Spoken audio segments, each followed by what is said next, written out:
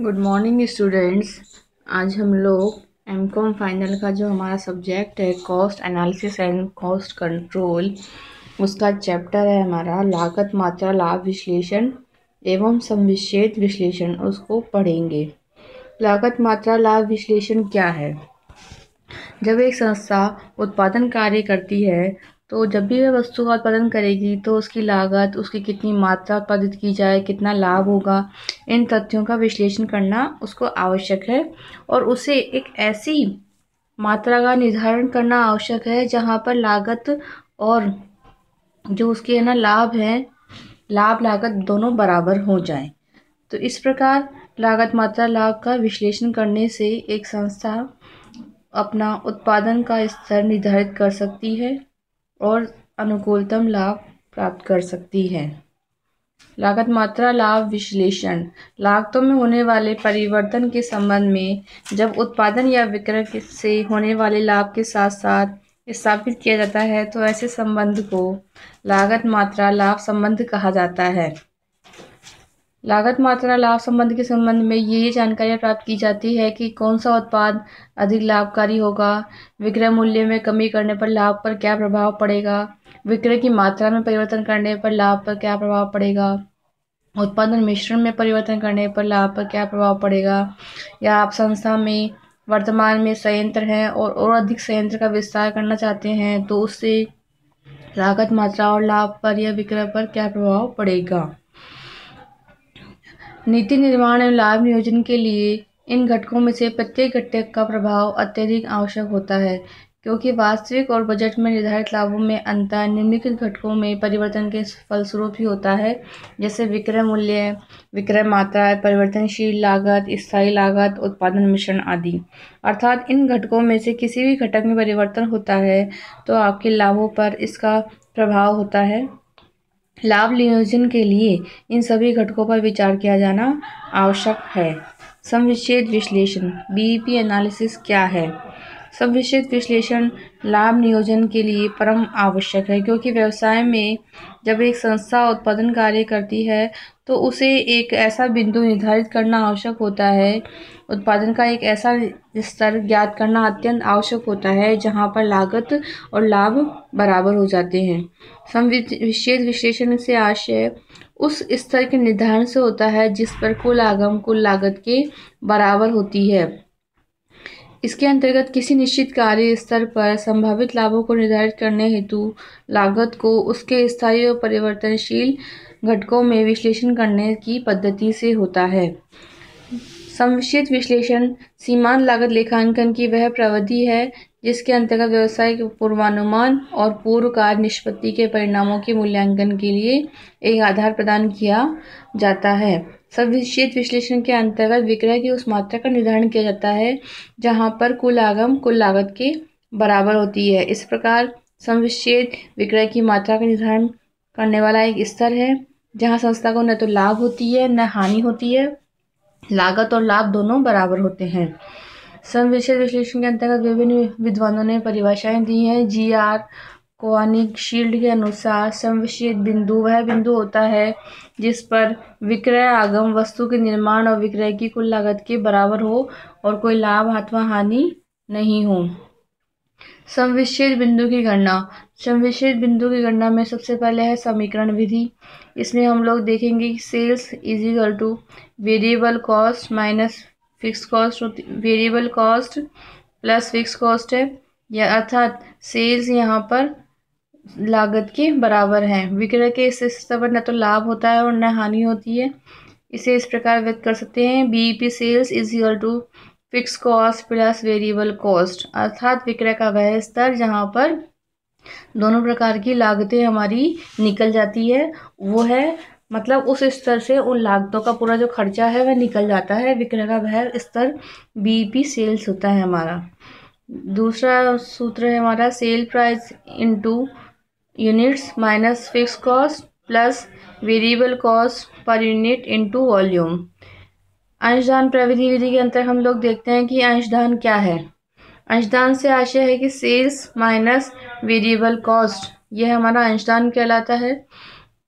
C is equal to S minus V, ये हमारा अंशदान निकलेगा। जब भी सेल में से हम वेरिएबल कॉस्ट को हटा देंगे तो बाकी बचा हुआ पार्ट हमारा कंट्रीब्यूशन होगा, अर्थात फिक्स कॉस्ट और प्रॉफिट मिलकर कंट्रीब्यूशन बनाते हैं। लाभ मात्रा अनुपात क्या होता है? PV ratio, profit volume ratio. इससे तात्पर्य अंशदान और विक्रय मूल्य के अनुपात से होता है। इसकी गणना इस प्रकार की जाती है, PV ratio is equals to unit sale price minus unit variable cost upon unit sale price into 100। Short में इसे बोलेंगे C upon S into 100। C is equals to contribution, S is equals to sales, C upon S into 100।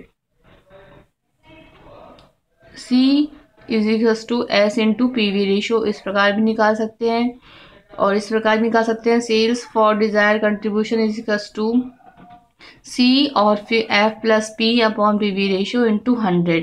इससे हमारा sales for desirable contribution हो जाएगा।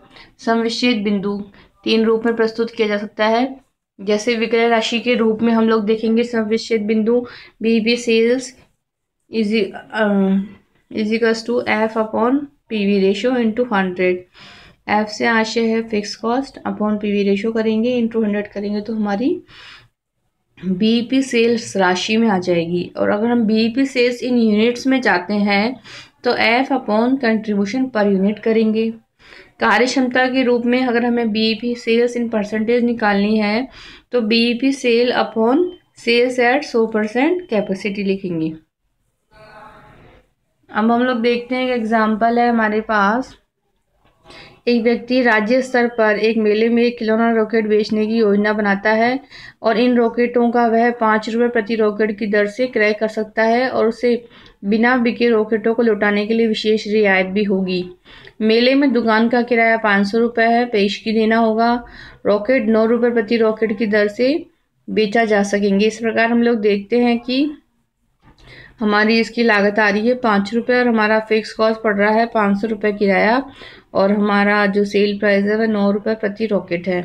तो BEP स्तर पर बीईपी ब्रेक इवन पॉइंट क्या होगा इन यूनिट्स में हम लोग देखते हैं तो F upon contribution per unit. F हमारा 500 रुपये है, कंट्रीब्यूशन पर यूनिट है हमारा 9, सेल्स है प्राइस माइनस करेंगे हमारा ये वेरिएबल कॉस्ट है 5 रुपये, तो ये हो गया हमारा कंट्रीब्यूशन।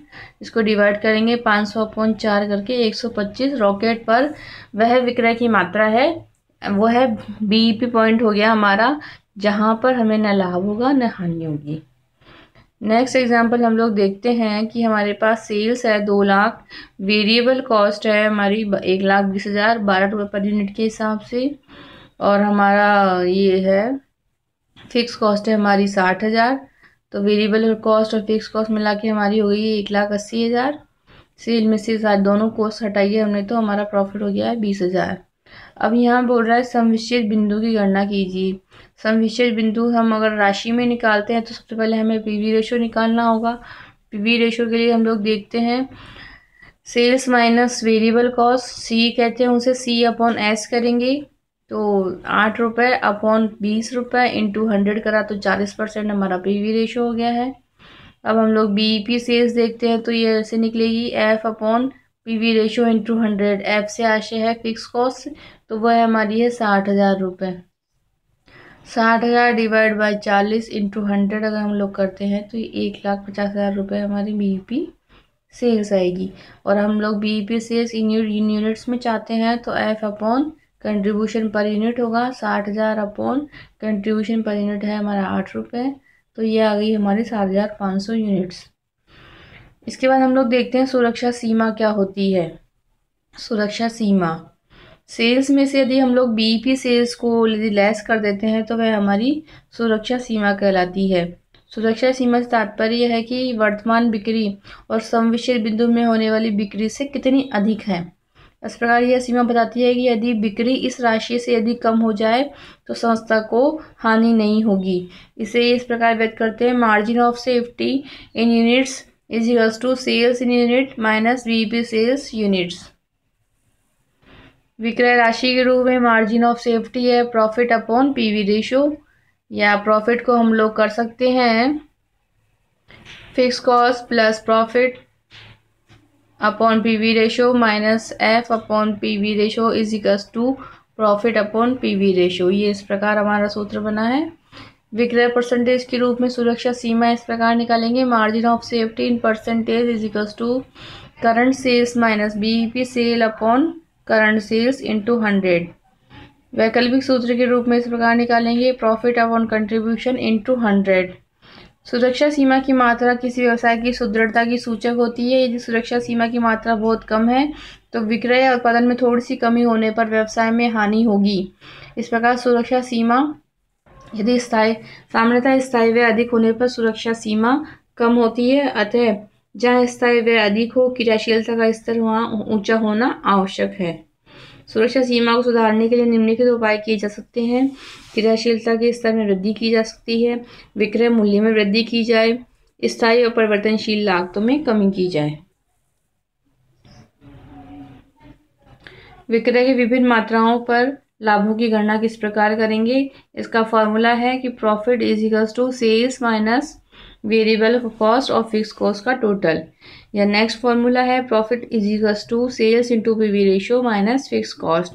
और बाकी आगे दो फॉर्मूले और दिए गए हैं। निर्धारित लक्ष्य के अनुसार शुद्ध लाभ प्राप्त करने के लिए आवश्यक विक्रय की मात्रा की हमें गणना करनी हो। ये हमारा एक निश्चित टारगेट है कि हमें 20,000 रुपये तो प्रॉफिट प्राप्त करना ही है। तो हम लोग कौन सा फॉर्मूला अपनाएंगे। सेल्स इन यूनिट्स के लिए हम लोग अपनाएंगे fix cost plus desired profit upon contribution per unit. Sales in rupees के लिए हम लोग अपनाएंगे fix cost plus desired profit upon PV ratio. इसके बाद है एक निश्चित समविच्छेद बिंदु के लिए प्रति इकाई विक्रय मूल्य की गणना किस प्रकार की जाएगी। Selling price per unit is equals to fixed cost upon BEP in units plus variable cost per unit. प्रस्तावित व्ययों की पूर्ति करने के लिए विक्रय की मात्रा किस प्रकार निर्धारित की जाएगी। इन यूनिट्स में proposed expenditure upon contribution per unit और इन रुपीज़ में proposed expenditure upon PV ratio. विक्रय मूल्य की कमी को पूरा करने के लिए आवश्यक मात्रा की गणना का सूत्र इस प्रकार है। न्यू सेल्स इन यूनिट्स तो होगी fix cost plus profit upon new selling price minus variable cost, और न्यू सेल्स इन रुपीज़ होगी fix cost plus profit upon new PV ratio. इस प्रकार हम लोग एक एग्जांपल देखते हैं स्टूडेंट्स। एक वस्तु का उत्पादन 200 रुपये प्रति इकाई की दर से विक्रय करती है। सीमांत लागत 120 रुपये है और उसकी स्थिर लागत 96,000 रुपये है। तो हमें ये सब कुछ पॉइंट्स निकालने हैं। सबसे पहले हम लोग पीवी रेशियो निकाल रहे हैं। तो हमारी सेल प्राइस हम लोग देख रहे हैं 200 रुपये है, वेरिएबल कॉस्ट हमारी 120 रुपये है। हमारा फॉर्मूला है S minus variable cost upon S into 100 करेंगे तो ये हमारा पीवी रेशियो आ गया है। इसके बाद हमने यहाँ सेल्स इन बीईपी देखेंगे तो fix cost upon contribution per unit देखेंगे। फिक्स कॉस्ट हमारी 96,000 रुपये है, डिवाइड हमने किया है एस माइनस वी, तो ये हमारा आ गया 200 माइनस 120 करके 80 रुपये, तो हमारी 1200 यूनिट आ गई है। हम इसी प्रकार हम सेल्स इन रुपीज़ में निकाल लेंगे। थर्ड पॉइंट है हमारा sales unit required to earn a target profit 1,20,000। तो हमारा एक टारगेट प्रॉफिट हमें प्राप्त करना है, तो उसका हमारा फॉर्मूला है fix cost plus Dzire profit upon contribution per unit. तो यह हो गया हमारे 96,000 प्लस 1,20,000 डिवाइड बाई 80 रुपये। और sales unit needed to earn profit of rupees 1,00,000 after tax. तो ये हमारा ये फार्मूला है और इससे हमारे 700 यूनिट आ गई हैं। अब हम लोग देखते हैं profit at sales level of 7,00,000। तो इसका फॉर्मूला है हमारा sales into PV ratio minus fix cost. तो 7,00,000 इंटू 40% करेंगे पीवी रेशियो, उसमें से हम 96,000 लेस करेंगे तो रुपीज़ आ गए हमारे 1,84,000। Thanks student.